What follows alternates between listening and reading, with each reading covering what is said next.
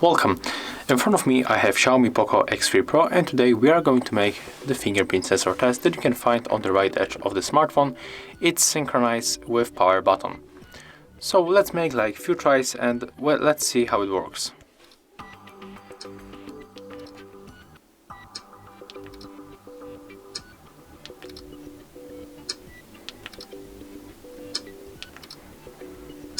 So as you can see, it's really fast.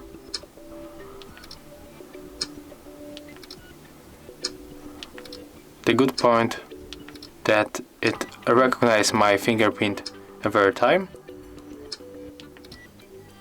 It works smoothly, it unlocks phone every time. So definitely this method to unlock your phone will be really good on the X3 Pro. And that's it. If you find this video helpful, remember to have a like, comment and subscribe to our channel.